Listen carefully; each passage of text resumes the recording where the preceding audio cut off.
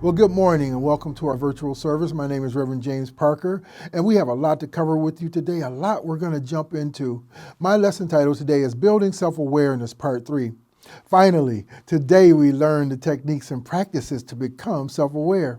Yes, today we will learn how to awaken and infuse our lives with greater love and wisdom.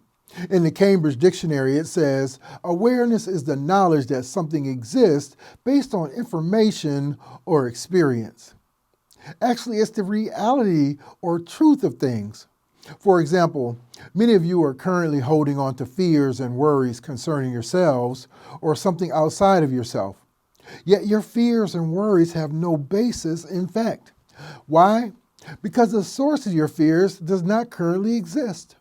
Although they may have taken up space in your mind and consciousness, and you have given them your power, there is no factual proof or evidence they will come true. Self-awareness is based on reality and truth. Fear is an illusion. It's being misled in a personal deception. A Course in Miracles teaches that fear is a feeling that stems from the belief in approaching danger, from the expectation or anticipation of a confrontation or attack. Thus, we condemn ourselves in illusion. We expect to be confronted or attacked because we secretly believe that we are sinful, immoral, or corrupt, and therefore deserving of being stricken or affected. Fear is the essential mood of the ego. Friends, the importance of self-awareness has been recognized for millennia. Know thyself was inscribed on the atrium of the Temple of Apollo at Delphi. Greek philosophers believed self-knowledge was the ultimate form of awareness. But the quest to remove our egotistical ways for the greater reality and awareness of self-knowledge is difficult. The Greek philosopher Thales claimed knowing thyself is the most difficult thing to do. He said the easiest thing to do is to give others advice or opinion. Hard to disagree with that. Well, this is because when we are not self-aware, when we don't know ourselves here and now, we often give in to past conditioning and programming. The subconscious mind and ego take the lead and guides us unconsciously and by way of past conditioning into challenges, misfortune, lack, limitation, unreliable thoughts, unresolved issues, and dark moments. But to awaken to your truth and know yourself leads to a more focused and positive approach to life. Many studies have documented the powerful benefits of self-awareness, or what is perceived as the ability to see and know ourselves clearly, to understand who we are, how others see us, and how we fit into the world. The benefits of self-awareness include enriched emotional intelligence and greater empathy and listening skills, improved critical thinking skills and decision-making, strengthened communications and relationships, enhanced leadership capabilities and capacity, and spiritual enrichment. An elephant was walking toward its herd after taking a bath in a nearby river. On its way, the elephant sees a pig walking towards it. The pig, as usual, was going home after a relaxing dip in muddy waters. It was covered in mud. Upon approaching closer, the pig sees the elephant moving out of its way, allowing the pig to pass. While walking past, the pig makes fun of the elephant, accusing the elephant of being afraid of it. It also tells this to the other pigs standing nearby, and they all laugh at the elephant. Upon seeing this, some elephants from the herd asked their friend in amazement, "Were you really afraid of that pig?" To which the elephant replies, "No, it's a pig, a nuisance. I could crush that pig under my foot if I wanted to. But the pig was muddy, and the mud would have splashed on me too. I wanted to avoid that, hence I stepped aside." The moral of this story is an important lesson for us. The mud-covered pig in the story is a metaphor for negative energy, something or someone who wants to push your button, lead you astray, or provoke you, someone who seeks attention or professes to know better than you. It thrives on negative, pessimistic, or dismissive energy, and when you interact with negative energy, you allow your space to be infiltrated by that energy too. The spiritually evolved and mature way is to let go of such petty distractions or limited personalities and focus all your energy on your spiritual path, goals, desire, and purpose instead. Even though the elephant must have felt anger, it did not allow the anger to evoke an automatic emotional response. Instead, it responded after careful examination of the situation, and that response was to let the pig go. Once you are in a higher state of vibration, more self-aware, you are no longer distracted by petty things or negative energy. You no longer automatically react to external stimuli. You have a deeper understanding of what serves you and what does not. Spending your precious energy arguing, fighting, or debating with someone who is negative or egotistically motivated is never going to serve you. It just leads to a who is better battle where no one wins. You end up giving your power and energy to an energy vampire who craves attention, drama, or trouble. Instead, you are better off spending all your attention on things that matter and simply discard things that are not in your interest or of a lower priority and significance. In unity, at the core of our teachings, there are four fundamental spiritual truths. Truth number one, we are divine spiritual beings. We are made in the image and likeness of God. God is nearer than our hands and feet, closer than our breath. The Father and I are one. And we believe that at any moment we can awaken to our own divinity. Truth number two, God is always present in our lives because everything is God. God is the creator, the creative process, and the creation of all that is. There is nothing that is not God, or said another way, it is all God. And in the blink of an eye, we can become aware of this presence. Truth number three, God's power of creation is constantly at work through a creative process we call the truth. This creative process works through us and in us constantly. And with each breath, we can become available to work in harmony with it. And finally, truth number four, God is good all the time, 24/7. And God's infinite goodness is available to us in abundant form simply because of who we are. We are heirs to the kingdom of God, and in a heartbeat, we can align ourselves with this infinite good.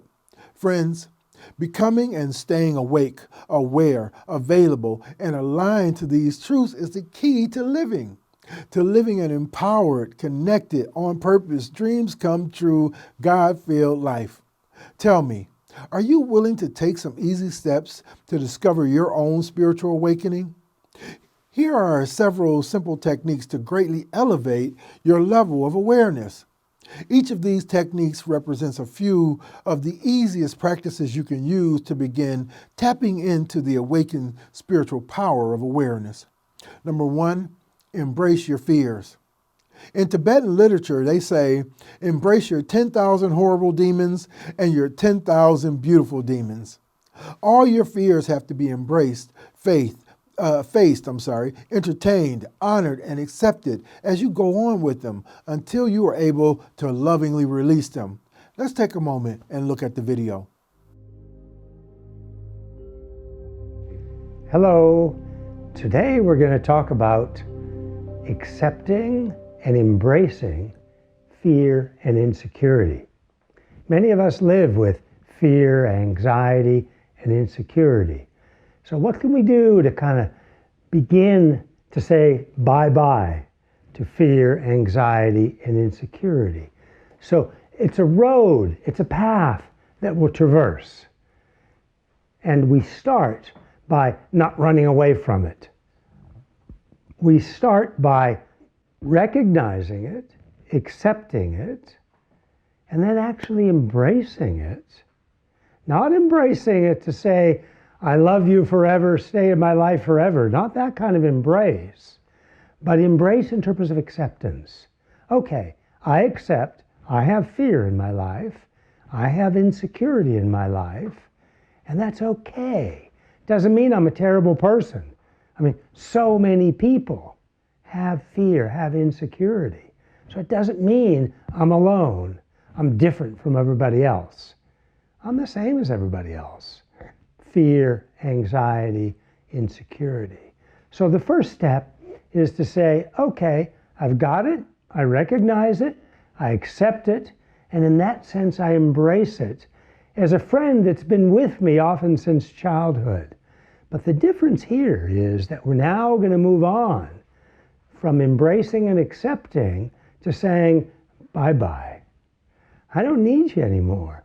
You've not been helping me. In fact, you've been robbing me of my strength and my courage and my sense of well-being and my self-confidence.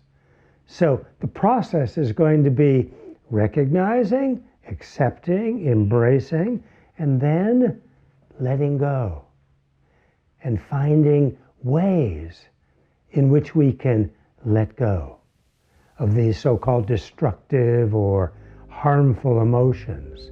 For example, fear, anxiety, insecurity.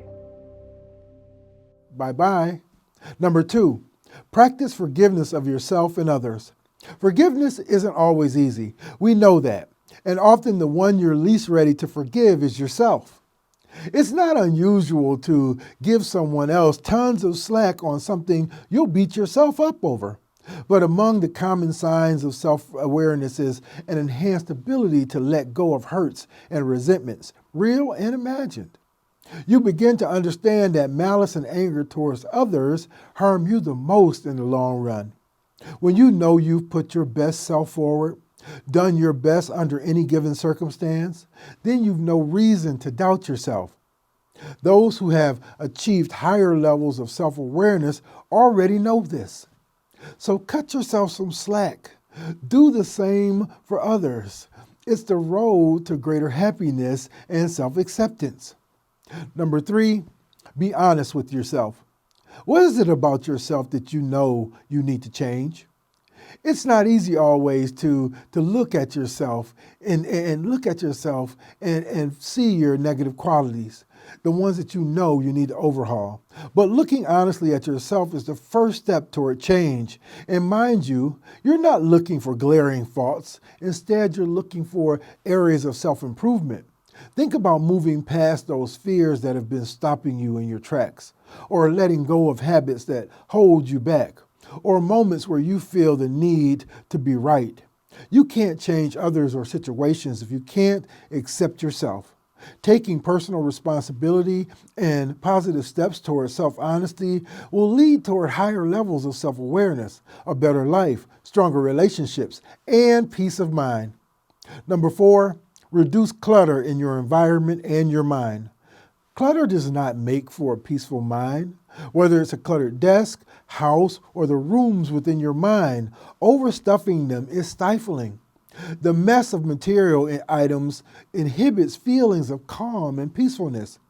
Yes, stuff clutters your home without a doubt, but it also clutters your mind. Simply strive to let go of the endless material possessions and instead focus on those areas of your life that matter most, mainly the spirit within and your loved ones. Focus on experiences rather than objects. It's way more fulfilling. Number 5, practice self-care. Most of us tend to focus on what needs to get done and who needs our attention, often to the detriment of our own health and well-being. There's always a feeling that you'll find time for yourself after you've tended to everything and everyone else. But often that time for yourself never comes. You must carve out periods of time to relax, unwind, and rejuvenate. Learn to let go of any guilt or anxiety about caring for yourself. You're of no use to anyone else if you're unable to function or you're always in a state of stress. Realize that self-care is the best thing you can do for not only yourself, but for those in your life who depend on you. It is indeed the opposite of selfishness. Number 6, concentrate on expanding your mind. I'm sure you've heard the term personal development. Personal development involves such activities as spiritual classes, reading and listening to books or audio files on self-improvement. You want to expose your mind to new areas of study and different approaches to life, to learning new things. All of these activities will result in enhanced knowledge and perception. You'll discover things you would never have encountered had you not sought them out. And an expanded mind and greater awareness and perception are one of the best roads toward increased levels of self-awareness, prosperity, peacefulness, and better health. Number 7, take a close look at your beliefs. Are your personal beliefs in alignment with your spiritual beliefs, goals, and desires? Or are they standing in the way, creating barriers to who you want to be and where you want to go? When you believe that you're unworthy of achieving a particular goal, no matter how much you want to accomplish that goal, the odds are you'll fall short. Be willing to take a good look at the beliefs to which you're holding fast and push them away if they're not in line with your truth or life's desires. All too often, we are our own worst enemies. Don't allow constricting beliefs to block your path to greater levels of self-awareness and happiness. Anthony de Mello said, "Wisdom tends to grow in proportion to one's awareness of one's ignorance." In proportion to one's awareness of one's ignorance. Have you found ways to achieve higher levels of awareness in your life? Friends, the subconscious mind runs on past conditioning. It is nothing but a computer program. If you are lost in the program controls you and leads you into fear, negativity, pessimism, or the misunderstanding of what's true, as well as the misinterpretation of events and things. Instead, when you become self-aware, you start to become aware of your programs and start looking at them objectively. Once you become aware of the program, you start to control the program and not the other way around. Self-awareness is having a clear perception of your personality, including your strengths, weaknesses, thoughts, beliefs, motivation, and emotions. Self-awareness allows you to understand other people, how they perceive you, your attitude, and your responses to them in the moment and along your spiritual paths. Having self-awareness creates the opportunity to make changes in your behaviors, habits, and belief systems. It's the process of knowing yourself better and becoming more accountable, which can be freeing and take you from a place of untruth, fiction, falsehood, illusion, worry, and stress to greater peace, love, spiritual connection, prosperity, and greater health. And yes, it takes work and practice, but it can be done. Begin today. Embrace your fears. Practice forgiveness of yourself and others. Be honest with yourself. Reduce clutter in your environment and your mind. Practice self-care. Concentrate on expanding your mind. And take a close look at your beliefs. It just starts with trying. And if you take the time to try, I promise you, you will begin to come forth with a new essence, a new power, new love, new light. Your relationships will expand and you will become financially secure from then on. So begin today. Jump into this program. Become self-aware. Know thyself. Are you willing to do this with me today? Well, thank you all, and God bless you.